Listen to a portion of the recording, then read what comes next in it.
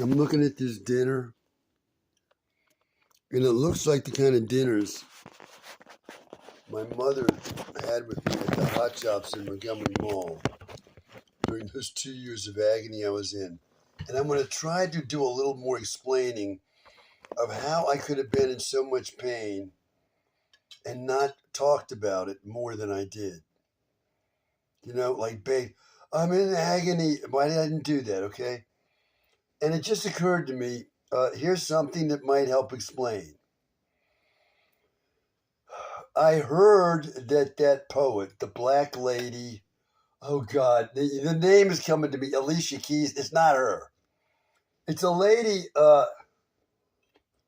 for like the longest time, she was the only poet in the poet section.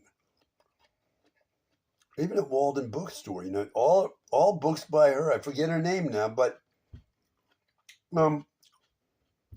I saw her story like within the last 5 years. Up until then, I didn't know her story, and I saw that I believe she had been raped as a child or a young teen, whatever, sometime back then. And the experience was so traumatic for her that she didn't speak at all for several years afterward. Not one word. No one could get her to talk. Now, something like that did happen to me. I didn't know anything about this woman at all. But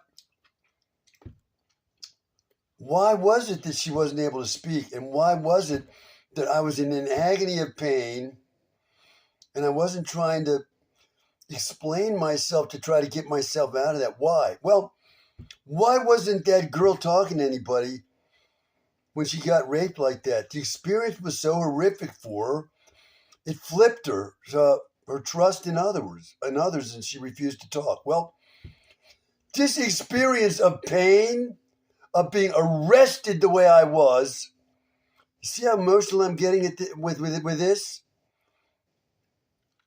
I can't even get close to how angry I am at what happened to me, and this thing was sprung on me. I'm saying, this can't be happening in the United States. This cannot be. What is this? I'm arrested and taken off by police. For God's sake, this is Russia here. I couldn't believe it. Then they clamp me down and they grab me and they give me the shot and then they go off. My God, within a minute, I was like towering up in agony. Now, the pain was so great. Once again, I got to say, the thought I was seeing in my mind, the mushroom cloud of a nuclear explosion. That's how bad it was. And here's the exact words that went through my head. No human being can experience this much pain and live. And I meant it. That pain was going up like an explosion in me, a nuclear explosion, okay? So if that girl's trust in others was so violated, she couldn't talk for several years, that explains why I couldn't talk either. My trust in others was completely destroyed by what happened to me. I was like somebody who had been abducted by aliens. How could you have done this to me?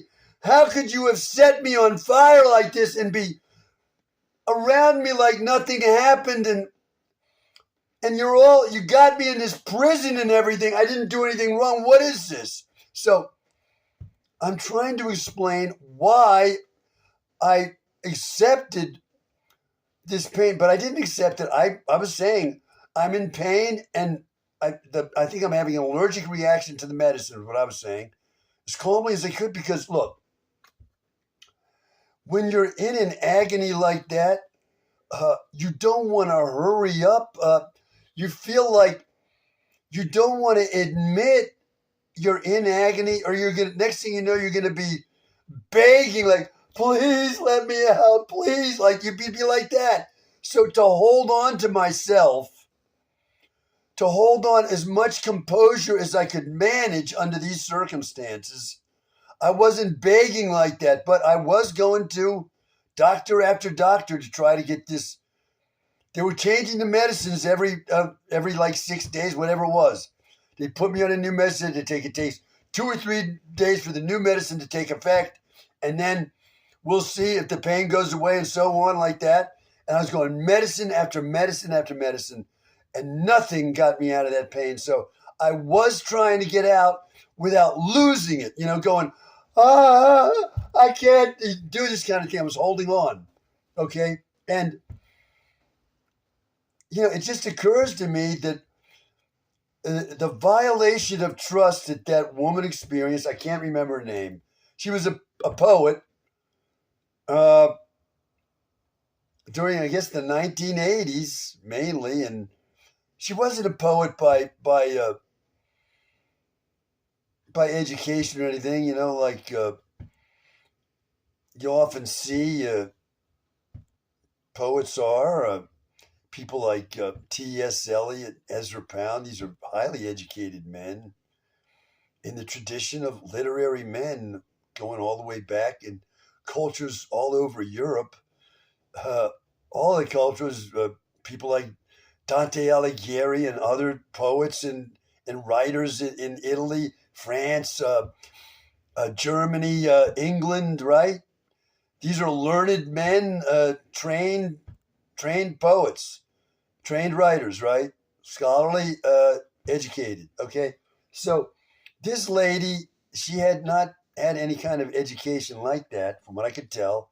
I'm not a scholar on her, but briefly looking at her story, she was not one of these learned, trained professional writers whose life was to be a great writer, this kind of thing. No, this wasn't what she wanted. And so, well, so what? I'm just trying to say who it is. I can't remember her name now, but I used to think, my God, there's only one poet in America?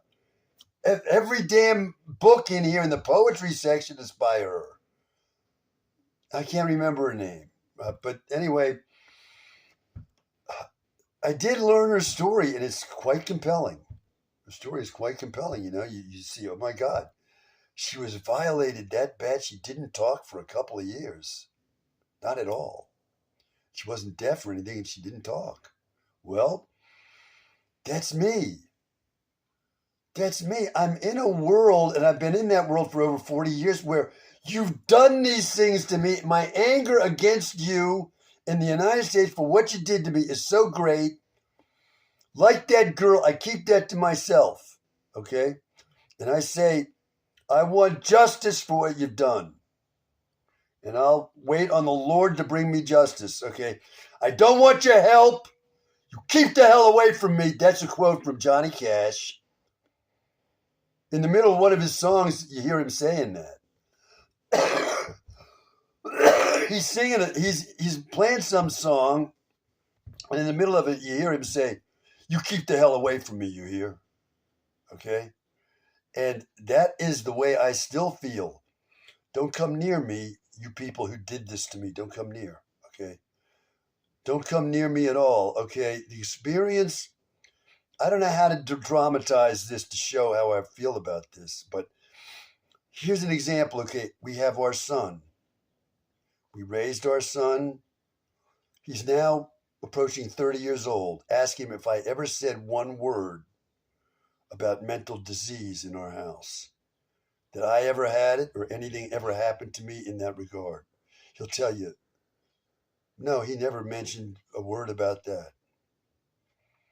So that doesn't express how I feel about what happened to me. And ask where I worked. Ask anyone, did they ever talk to me for 1 second about mental disease in any capacity? Not to do with me or any the subject at all. They're going to tell you, no, I never had such a conversation, okay?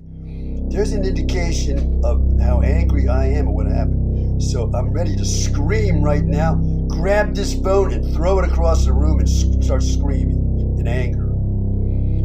Okay? That's how I feel. I'm doing my best to try to express the injustice that happened to me was that great. And I'm saying no to the United States forever because of what it did, and I mean that.